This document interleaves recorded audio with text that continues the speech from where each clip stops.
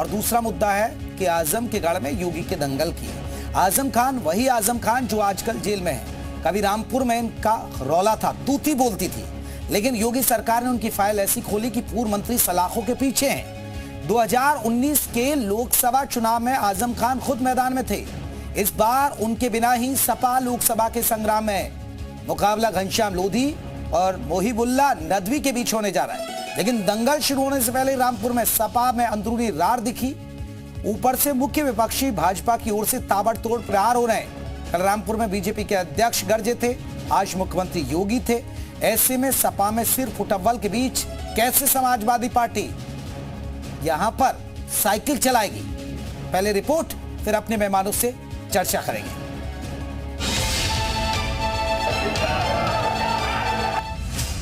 सपा के शासन में रामपुर था अनसेफ। अवैध कब्जे, डर और दहशत का आलम था। अब बीजेपी का राज, रामपुर में विकास। अब रामपुर में जमीनों पर कोई अवैध कब्जा नहीं करता। अब रामपुर में डर और दहशत का माहौल नहीं। ये जनता जनार्दन के वोट का कमाल है। ये बातें मुख्यमंत्री योगी ने रामपुर में कही। आपका वोट जब गलत हाथों में जाता था तो फिर अन्नदाता किसानों को आत्महत्या के लिए मजबूर करने वाली सरकारें आती थी। लेकिन 2014 में, 2019 में देश के मतदाताओं ने अपने वोट की कीमत को समझा, मोदी जी के नेतृत्व पर विश्वास किया और बहनों और भाइयों, आज बदलते हुए नए भारत को आप देख रहे हैं। रामपुर में कल जेपी नड्डा ने भी दहाड़ लगाई थी। उन्होंने कहा कि जो रामपुर पहले चाकू के लिए मशहूर था, वहां का वायलन आज दुनिया में फेमस है। भ्रष्टाचारियों को मैं दंडित करके रहूंगा। दंड देना है कि नहीं देना है? दंड देना है कि नहीं देना है? भारत का विकास करना है कि नहीं करना है? रामपुर की बदलती तस्वीर को आगे बढ़ाना है कि नहीं बढ़ाना है? अगर यह सब कुछ करना है तो घनश्याम लोधी को दिल्ली भेजना है और कमल के निशान पर बटन दबाना है। बीजेपी के आरोपों का सपा ने जवाब दिया। समाजवादी पार्टी ने कहा कि बीजेपी अपने शासन में जिस बदलाव का जिक्र कर रही है वो खोखला है। जब एक तरफ समाजवादी पार्टी की सरकार में रामपुर के युवा विद्यार्थियों को 80 शिक्षा मिले, अगल बगल जनपद के लोगों को 80 शिक्षा मिले, उसको एक षड्यंत्र के तहत उस विद्यालय को कमजोर करने की, तोड़ने की साजिश भारतीय जनता पार्टी की सरकार कर रही है, तो भारतीय जनता पार्टी की सरकार को इस सच्चाई से लोगों को अवगत कराना चाहिए। सपा के शासन में गुंडागर्दी पर जिस तरह बीजेपी आज घेराबंदी कर रही है, उस पर रामपुर की राजनीति को समझने वाले विशेषज्ञों का क्या कहना है, वो भी सुनिए। देखिए, सीएम योगी ने उत्तर प्रदेश के रामपुर जिले में जो माहौल बनाया है, वहाँ जो आजम खां का एक तरह से जबरदस्त वहाँ पकड़ थी या कहीं डर था या भय था, वो खत्म तो हुआ, इसमें कोई दुराय नहीं। और योगी जी का ये कहना कि आपका भय खत्म करके आपका कमाल करेगा, कमाल दिखा चुका है, आगे भी कमाल दिखने की पूरी संभावना दिख रही है। सपा 2024 के दंगल में बीजेपी को हराने का ख्वाब पाले है।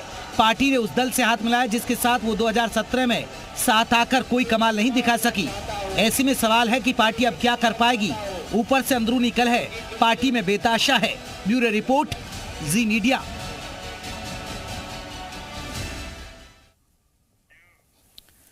तो आपने रिपोर्ट देख ली और रिपोर्ट के बाद अब हम महत्वपूर्ण मुद्दों पर बात करेंगे। जी हां, और जो हमारे आज के महत्वपूर्ण सवाल है, आज का सवाल, आजम ने अपराध को संरक्षण दिया था। ये महत्वपूर्ण सवाल है जो बीजेपी बार बार उठा रही है। सपा सरकार में रामपुर में हालात बुरे थे। दूसरा महत्वपूर्ण सवाल, योगी राज आने के बाद रामपुर में हालात बदले। उपचुनाव के बाद फिर रामपुर बीजेपी को वोट देगा, क्योंकि जो भी उपचुनाव हुए, चाहे विधानसभा का हुआ, लोकसभा का हुआ, बीजेपी ने समाजवादी पार्टी को हरा दिया। इसी पर हम चर्चा करेंगे। आपको बता दें, हमारे साथ कई खास मेहमान जुड़ गए। अपने मेहमानों को मैं जल्दी से परिचय करा दूं। हमारे साथ प्रोफेसर भुवन भास्कर जोशी जी हैं। भुवन जी, बहुत बहुत स्वागत है। हमारे साथ अशोक पांडे जी हैं बीजेपी की तरफ से। अशोक जी, आपका बहुत बहुत स्वागत है। विनम्र सेन राजनीतिक विश्लेषक है, आपका बहुत बहुत स्वागत है। ए केदार द्विवेदी पूर्व डीजीपी हमारे साथ आप जुड़े हैं, आपका भी बहुत बहुत स्वागत है। द्विवेदी साहब, चर्चा की शुरुआत आपसे ही कर लेते हैं सर, क्योंकि आप तो कानून के जानकार हैं। जरा बताइए कि रामपुर की स्थिति थी क्या पहले? रामपुर की स्थिति अगर आज के समय जो पिछले 5-7 साल से भाजपा का शासन प्रदेश में है, इस स्थिति की पहले जो सपा शासन काल में थे उससे तुलना करें तो जमीन आसमान का अंतर दिखता है। जमीन आसमान का अंतर बड़ा साफ दिखता है। और यह इस कारण से हुआ है क्योंकि वर्तमान सरकार के काल में जहां जहां पर ज्यादती हुआ है, कानून का उल्लंघन हुआ है, बहुत सारे लोग डर के कारण अपराध होते हुए भी सहन कर जाते थे। अब वह एफआईआर लिखाने लगे, एफआईआर लिखी गई, उस पर न्यायालय में विचारण हुआ और विचारण के उपरांत सजा भी हुई। उस सजा के परिणाम स्वरूप आजम खान साहब की और उनके पुत्र अब्दुल्ला आजम जी की विधानसभा की सदस्यता भी जा चुकी है। ये सारी कार्रवाई विधि सम्मत हुई है, कानून के अनुसार हुई है, न्यायालय में हुई है। केवल अधिकारियों ने जो इसके लिए जिम्मेदार हैं उन्होंने साक्ष्य उपलब्ध कराया, न्यायालय में पैरवी किया है, तो उसका अच्छा परिणाम देखने को मिला है। एक बात और कह दूं, जब किसी भी क्षेत्र में या जिले में अगर कोई प्रभावशाली व्यक्ति है, वह बार बार कानून का उल्लंघन करता है और इतना प्रभावी होता है कि छोटे मोटे लोग उसके खिलाफ एफआईआर कराने की हिम्मत नहीं करते हैं। और अगर कानूनी कार्रवाई के परिणाम स्वरूप लोग एफआईआर कराने के लिए आगे आते हैं, अपने साथ हुए ज्यादती को बताते हैं, तो यह निश्चित रूप से सुधार का ही संकेत है। मैं लौटूंगा सर, लौटूंगा। भुवन जोशी जी, सुना रामपुर के यही हालात थे और आज रामपुर देखिए चुनावी मुद्दा बन रहा है। बीजेपी आपको घेर रही है।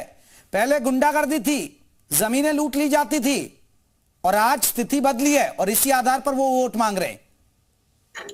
देखिए, आपके चैनल के माध्यम से भारतीय जनता पार्टी के 2 नेताओं का मैंने बयान सुना। पहले उनके राष्ट्रीय अध्यक्ष जेपी नड्डा जी जो वहां के कैंडिडेट को जिताने की अपील कर रहे थे, वो भ्रष्टाचार की बात कर रहे थे। मुझे लगता है कि भारतीय जनता पार्टी को तो भ्रष्टाचार के नैतिकता पे आधार पे बात करने का भी अधिकार नहीं है, क्योंकि भ्रष्टाचार की तो ये जननी पार्टी है। यही तो वो पार्टी है जिसका बंगारू लक्ष्मण ऑन कैमरा रिश्वत लेता है। किस प्रकार आदरणीय मोदी जी के नेतृत्व में चंडीगढ़ में भ्रष्टाचार हुआ और सुप्रीम कोर्ट नहीं हो पाता तो हमको कहाँ न्याय मिल पाता, ये देश में देखने का काम करा। और मैं निश्चित तौर पर कहना चाहता हूँ, आदरणीय योगी जी ने केवल झूठ का पुलिंदा वहां पर बोलने का काम करा। किस प्रकार जोशी जी, अगर आजम खान इतने पाक साफ होते तो जेल में नहीं होते ना? फिर थोड़ा सा विषय दे दो, सब समझ गया विषय आपका। मैं उसी विषय में मैं कहना चाहता हूँ, जो जौहर यूनिवर्सिटी थी उससे किसको लाभ मिलने वाला था? उससे लाभ उन क्षेत्र के लोगों को मिलता, अन्य लोगों को मिलता जो उसके पास के इलाके के लोग थे। एक संस्था को इसलिए खराब किया जा रहा है। जोशी साहब, फिर मुझे आपको रोकना, जमीन कब्जा के आप ऐसे शिक्षा का वो बनाएंगे क्या सर? मैं आपको ये बताना चाहता हूं कि कोर्ट के बहुत सारे मामलों में उनको जमानत मिल चुकी है। और मैं योगी जी की बात कर रहे थे, Yogi ji law and order की बात करेंगे। मैं अभी आज उनके गोरखपुर क्षेत्र की बात आपको बताना चाहता हूं, जहां से माननीय योगी जी आता है। 75 साल की बुजुर्ग औरत का रेप होने का काम हुआ, या अखबार की सुर्खी बनी। और मैं आपको बताता, कासगंज में एक ब्राह्मण परिवार का बच्चे का अभी अपहरण हुआ है, अपहरण के बाद हत्या हो गई है। मेरठ में चलती कार में रेप हो रहा है। संभल में, मुरादाबाद में जिले में नाबालिग मॉडल से गैंग रेप हो गया। रायबरेली में अधेड़ को लाठी डंडों से पीट कर मारा गया। ये एक हफ्ते की खबर है। अगर मैं सूची बताऊंगा तो पूरी डिबेट यहाँ पर खत्म हो जाएगी। आज जो स्थिति है वो स्थिति है कि उत्तर प्रदेश अपराध में नंबर 1 आने की होड़ में है। जो असली चेहरा है नहीं, जोशी साहब मैं इस पर जवाब लूंगा। जोशी साहब, इनसे जवाब लूंगा, लेकिन अपने पुराने गुनाह, पुराने पाप ऐसे तो नहीं धुल जाएंगे ना आपकी पार्टी के नेताओं के? ठीक है, ये जवाब देंगे, इनकी जवाबदेही है, ये सत्ता में अगर लॉ एंड ऑर्डर खराब है, लेकिन आपके पुराने पाप गुनाह तो नहीं धुल जाएंगे ना सर? मैं आपसे बहुत जिम्मेदारी से कहना चाहता हूं, कानून का विद्यार्थी होने के कारण कहना चाहता हूं, बहुत सारे मामलों में जमानत हो चुकी है। ये देश और प्रदेश से कोई छुपा नहीं है कि किस प्रकार अधिकारियों पर दबाव डालकर फर्जी मुकदमे गए अधिकारियों ने। चलिए, भास्कर जोशी जी, मैं अशोक पांडे जी जवाब लूंगा, लेकिन मैं आपको ग्राउंड पर बताता हूं। मैं गया सर, ठीक है, इनकी स्थिति थी, मैं ग्राउंड में मुस्लिमों से मिला सर। इलेक्शन की राम राम जरूर देखा करिए आप सर, शाम को 6:30 चुनावी मूड भी पता चलता है।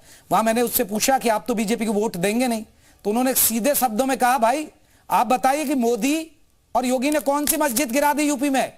वो कहते हैं कि आजम खान ने जमीनें लूटी, मस्जिदें तोड़ी। सर ये उनके लोगों की जुबानी है। और सुनिएगा सर, कल देखिएगा रामपुर से इलेक्शन की राम राम। पांडे जी जवाब दीजिएगा, आप पर यह आरोप लगा रहे हैं कि आप गुमराह करते हैं सिर्फ। आप खुद आईना देखिए पहले, बीजेपी वाले। देखिए, सबसे बड़ी बात है कि उत्तर प्रदेश में जिस तरह से आजम खां, अतीक अहमद, इन लोगों की गुंडई चलती थी, आप देखे आजम खान साहब की भैंस पुलिस खोजती, और आजम खान गरीब किसान के अपने ही बिरादरी के कौम के किसानों की जमीन कब्जा करते थे, शत्रु संपत्ति को हड़प रहे थे। उनका बेटा उम्र कम लिखा के एमएलए हो रहा था, कहते थे अधिकारियों से जूते का फीता बनवाऊंगा। आज मामला पलट गया है, अब भैंस की जगह आजम खान खुद खोजे जा रहे हैं।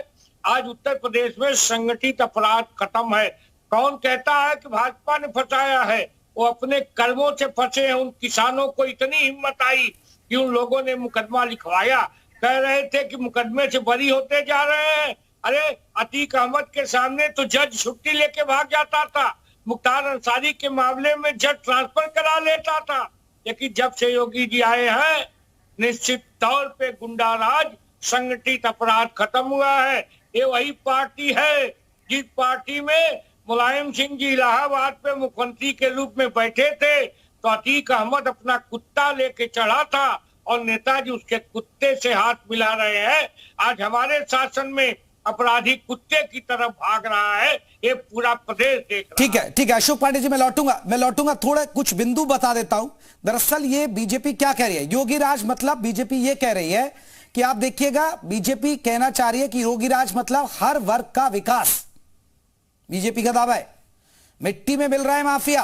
बीजेपी यह भी कह रही है कि जो माफिया है, आपने देखा अतीक का क्या हश्र हुआ, मुख्तार की जेल में ही मौत हो गई, हालांकि ये गले लगा रहे हैं। गैंगस्टर सलाखों के पीछे, गैंगस्टर खुद पट्टी लेकर पहुंच रहे हैं। बेहतर कानून व्यवस्था की बात कर रही जा रही है। बुलडोजर मॉडल, 24 घंटे घरों में बिजली, एक्सप्रेसवे का जाल, 24 घंटे बिजली की बात कही जा रही है।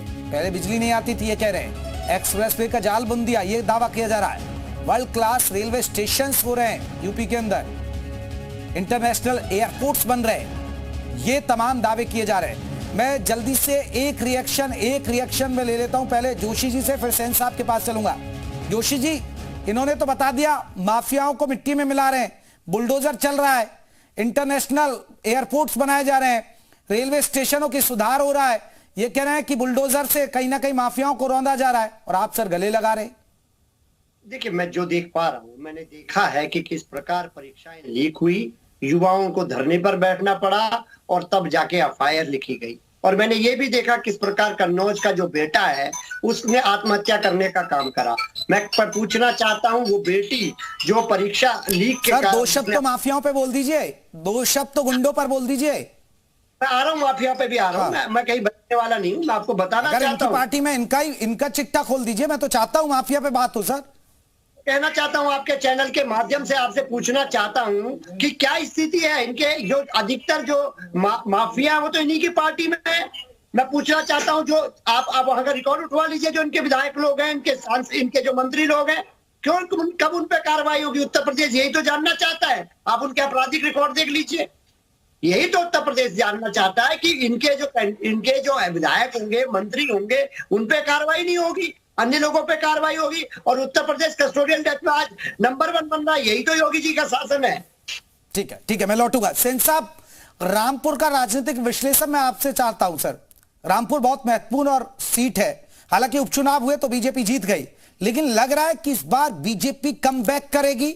जिस मुद्दे के साथ बीजेपी यहां लड़ाई लड़ रही है, उसे सफलता मिल सकती है।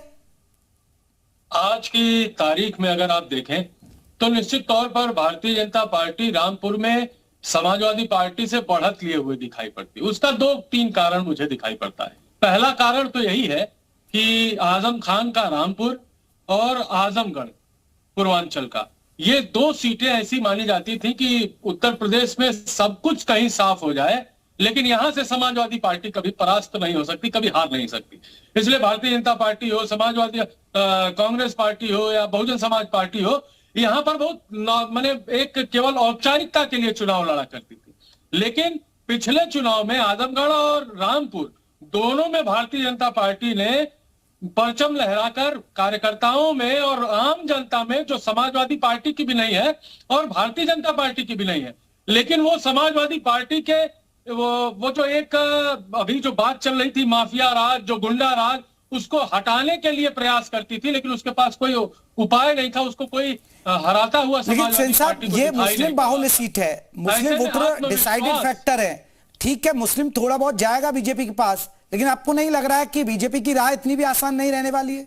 देखिए यही एक सवाल है, यही जो आपने कही बात कि मैं राजनीतिक विश्लेषक के रूप में जब इस चुनाव को रामपुर के देखता हूं, तो भारतीय जनता पार्टी के पिच पर समाजवादी पार्टी जाकर खेलती है, इसीलिए बार बार परास्त होती है। मुस्लिम ध्रुवीकरण जैसे ही समाजवादी पार्टी करना चाहेगी, आप मुस्लिम ध्रुवीकरण कितना भी कर लें, वो हिंदू ध्रुवीकरण उसके साथ होगा और वहां पर भारतीय जनता पार्टी निश्चित तौर पर दिखाई पड़ेगी। निश्चित तौर पर सामान्य कितने भी मुसलमान लोग सभा में हो, वो हिंदुओं से ज्यादा नहीं है रामपुर में। मुसलमानों के की महिला वोटर, जो अभी 3 तलाक का फैसला, 3 तलाक का कानून बनाया मोदी सरकार ने, निश्चित तौर पर बहुत सारी मुसलमान महिलाएं मोदी सरकार के पक्ष में, थोड़ा बहुत 10% वोट मुसलमानों का भी मिलना है। ऐसा नहीं, आप ये नहीं कह सकते कि मुसलमान अराजकतावादी है या अराजकता पसंद करने वाली कौम है, ऐसा बिल्कुल नहीं है।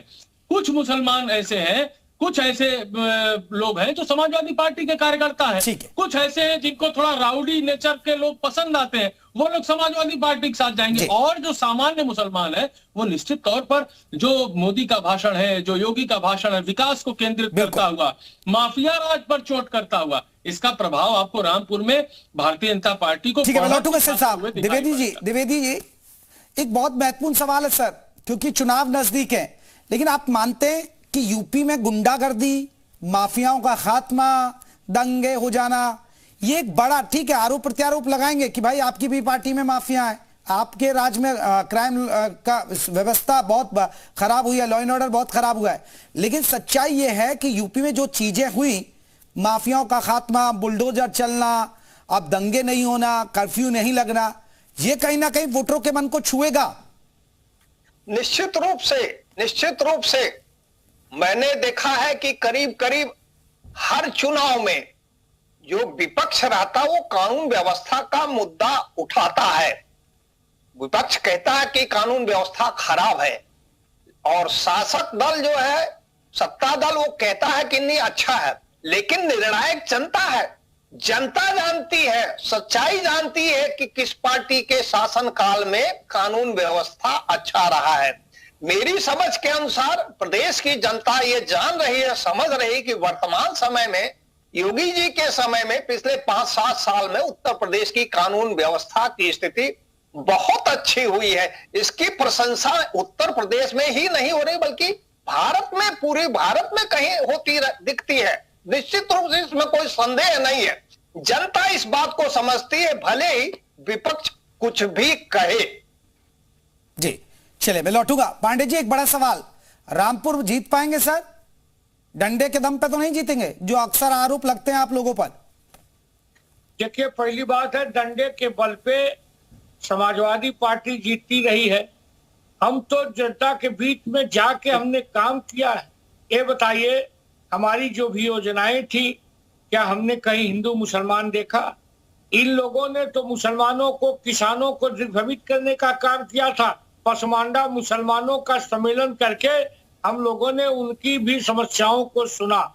हमने उनसे कहा कि अगर इस देश में तुलसी रहे हैं तो कबीर भी रहेंगे।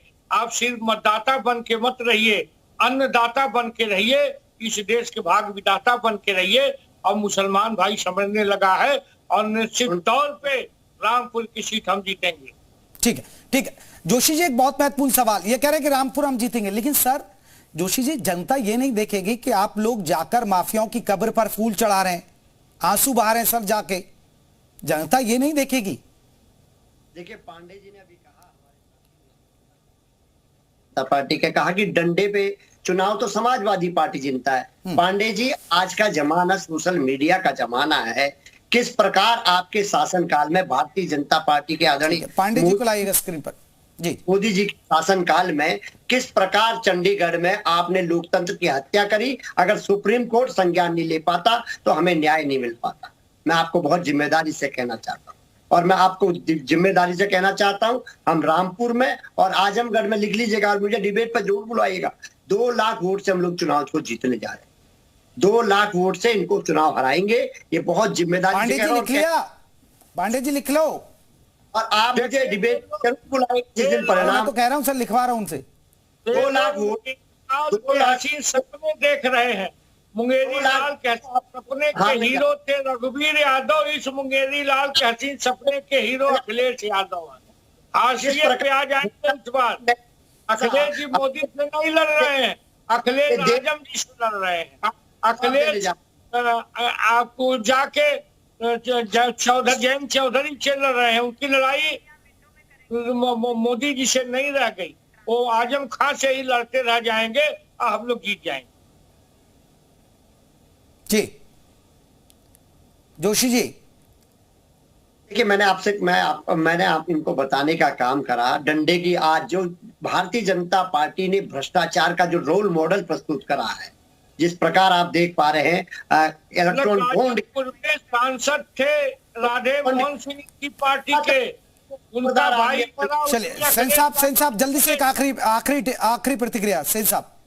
पांडे जी, आपको हमने सुना, आप हमारे को सुनो। इलेक्ट्रॉन बॉन्ड के बहाने आदरणीय मोदी जी की जो महत्वाकांक्षी योजना थी भ्रष्टाचार की, जिस चलिए मैं माफी चाहूंगा, मेरे पास वक्त की कमी। आप लोगों का बहुत बहुत शुक्रिया। यूपी मांगे उत्तर में आप लोग हमारे साथ जुड़े, बहुत बहुत शुक्रिया। तो आजम